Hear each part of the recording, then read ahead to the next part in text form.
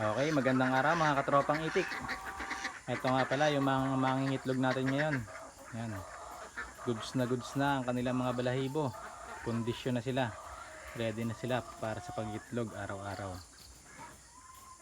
Yan. After 2 months nga pala mga katroparmers, ngayon lang ulit sila nag-drop ng itlog. Ito. Yan. Basa na ang kanilang itlog, kaya ang gagawin natin dito panlabo na lang. Okay.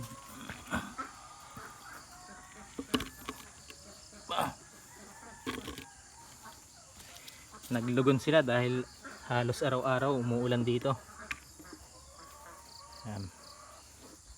Punta naman tayo sa kabila.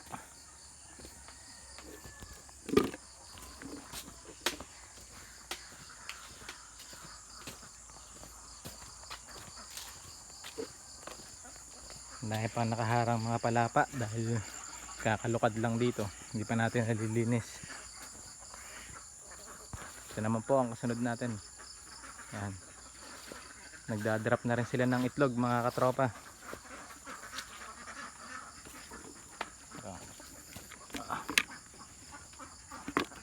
Dito tayo dumaan sa kabila kasi meron nakawala.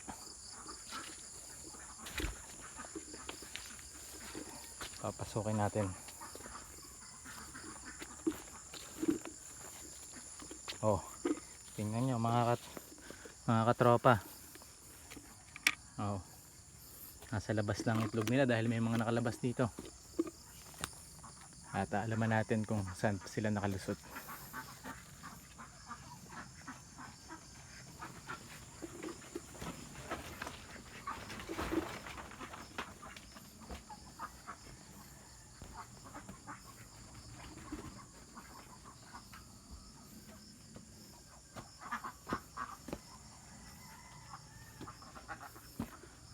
Kaya dumadaan yun.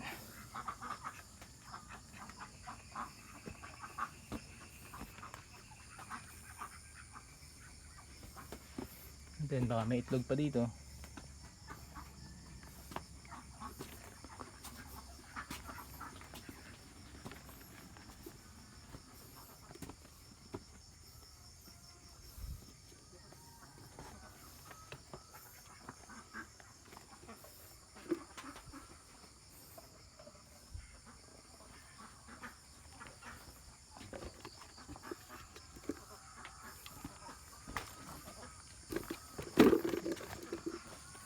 Ay, nakakuha na tayo ng 5 itlog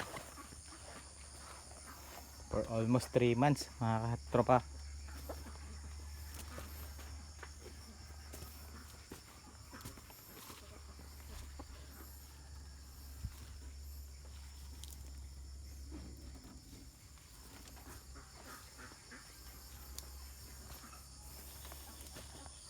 Tingnan natin ang paligid kung saan sila dumadaan.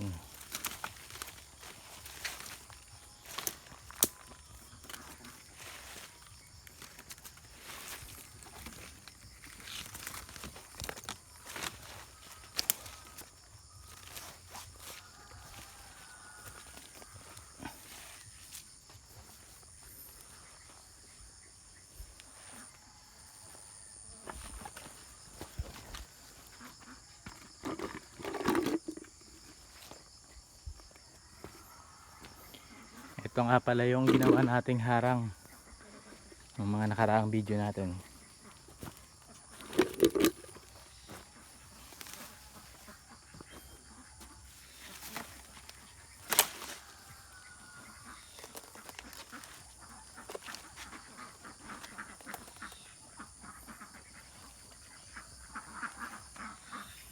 Tingnan nyo naman mga katropa, nililinis na nila.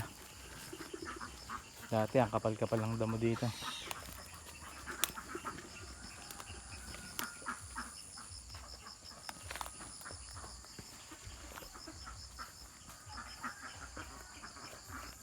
Sila na mismo naglilinis ng mga damo.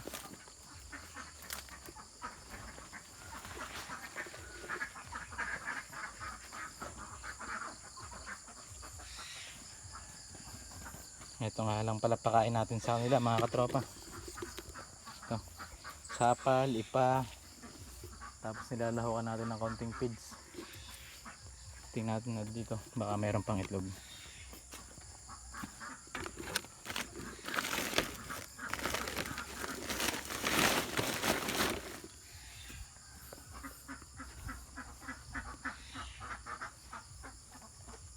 Okay, yun lang.